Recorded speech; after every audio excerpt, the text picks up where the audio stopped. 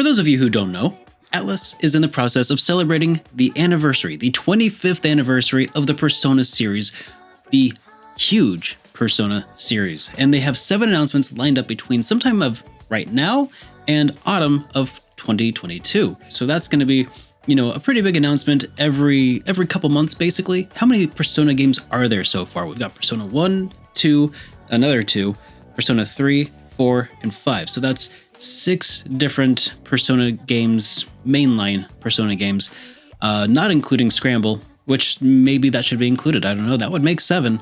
So is there going to be a release for each of these titles here? These are the things that I think Atlus needs to do for this 25th anniversary. Since they've hyped it up so much, they've released this website to build that hype. I'm going to participate in that hype by offering some things that I hope that they announce. But before we get into that, if you're new here, do be sure to get subscribed because I'm SuperDerek. I make thoughtful and thought-provoking videos for gamers who love RPGs. So let's go ahead and dive into what I hope that Atlus will do for their 25th anniversary of their Persona series.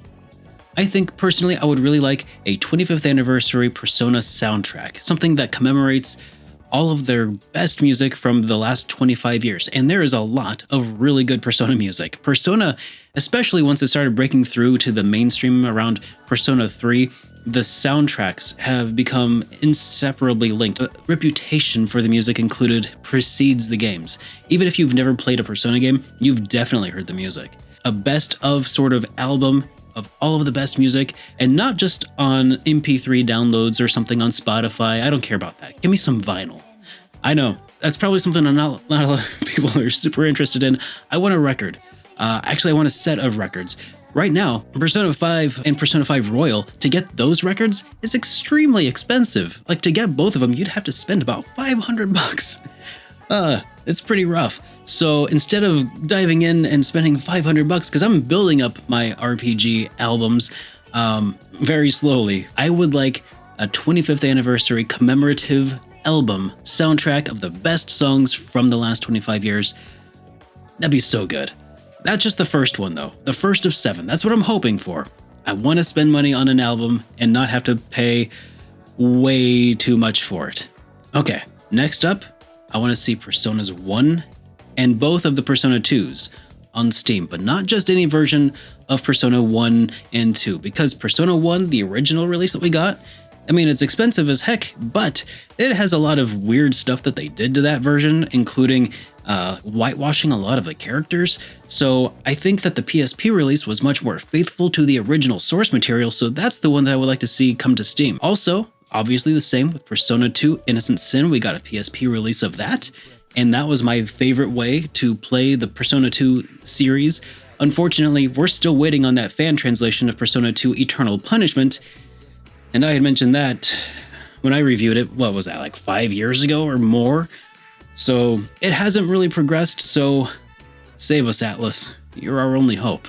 I'm hoping that we'll get PSP versions and maybe an enhanced HD, higher resolution visuals. I feel like that would be a pretty straightforward way to go, rather than reinventing the wheel all over again. The PSP games, I think, still hold up really well, so if we could play those in English on Steam, well, that's all I really need. That would be fantastic.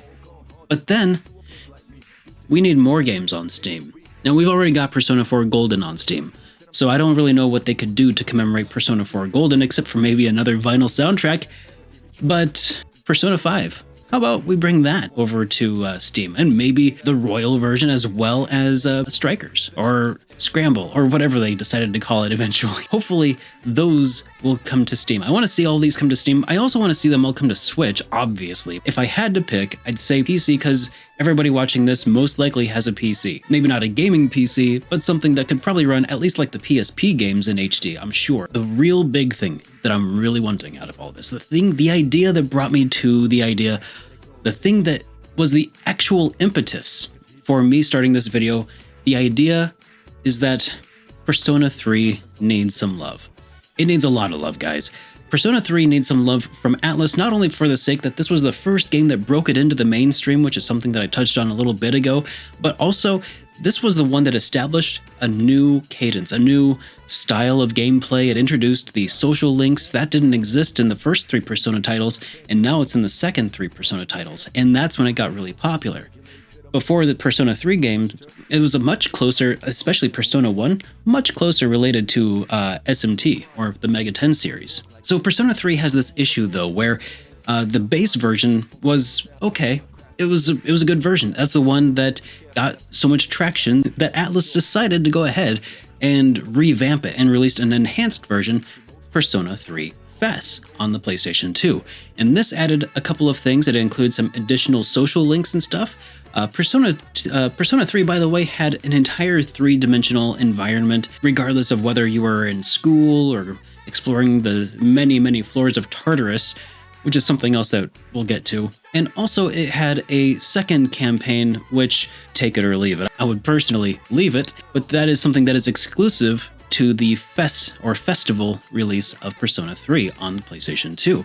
When Atlus decided to remake the game, or port it to the PlayStation Portable, they made a few notable changes, some improvements, such as the omission of Persona 3's The Answer, that second campaign. They also allowed you to choose your main character, whether that would be the original protagonist or the newly introduced female protagonist option. So that is something that is exclusive to the PSP version. However, the other issue that they had with this PSP release is that in order to make it work on a PSP, they basically turned it into a point-and-click adventure outside of Tartarus. So when you were going to school, you'd move a cursor around, and to talk to people, you would move the cursor over the person, and you would tap on the person. And a lot of people didn't mind that. It's just not for me. I preferred being able to explore the world of Persona 3 in 3 dimensions. So there's that, but also they introduced this other option. One of the things that killed me with Persona 3, and both Persona 3 and Persona 3 FES, is that there's no way to control your party directly. You can set up tactics, and those tactics alter how they perform, but there's not the tactic of manual control of each of your party members, which was later introduced in the PSP version. Some of you out there probably think that, no, you can switch it. No, you can't. That's PSP only. And then in Persona 4, they finally allowed it to directly control the characters as well. But Persona 3 on PS2, there's no way to do it, outside of using a fan hack, which does exist, I've been told. So there is that. But my point is, there's not a definitive way to play this, because the best of all worlds would be something that includes the female protagonist, something that includes the extra quests, the extra social links, something that includes the 3D environments, and something that includes the ability to control all of the characters. Atlus, that's what you really need to do. If you want to impress the pants off of me, here's what you do. You make a new version of Persona 3. Heck, put it on Steam, put it on PC, put it on PS4, I don't care. And what you also need to do is fix Tartarus. Tartarus was okay it was an okay idea at the time. You know, it was a procedurally generated sort of thing where every time you would go up the tower, it would be a different layout. But man, there were just way too many layers, too many floors, way too much grinding, way too much repetition. Tartarus needs a complete overhaul. You know, they've fixed that a lot in Persona 4, I feel like. Whenever you would go to a different area, there were different themes, and even inside each of those dungeons, as you would progress further, there would be even further changes. But Tartarus, the further up you go, like every 10 floors or so, you get a palette swap. Sometimes a bigger change than that, but for the most part, it felt really just like they reskinned the same thing over and over. So Tartarus needs a total overhaul, and then all those other things that we already talked about, put those into a definitive edition of Persona 3. That's what you gotta do to just really impress me with this 25th anniversary edition. And then the final announcement, this is my guess, the final announcement that they'll probably make is probably gonna be a teaser for Persona 6. But that's just what I want to see out of this 25th anniversary. I want to see that OST come to vinyl. I want to see all the Personas available on Steam, preferably on Switch 2 or even PS4. Just make them on everything if you can. But if you had to choose, put it all on Steam. And then, lastly, Persona 3 Remaster in HD. Basically, give it the full-on Persona 4 Golden treatment, you know? Oh, that would be so great. And maybe an extended epilogue if you really feel the need to. Just make sure it's not the one that you already made. That's just what I want to see in this 25th anniversary celebration from Atlus. What do you want to see from Atlus down below?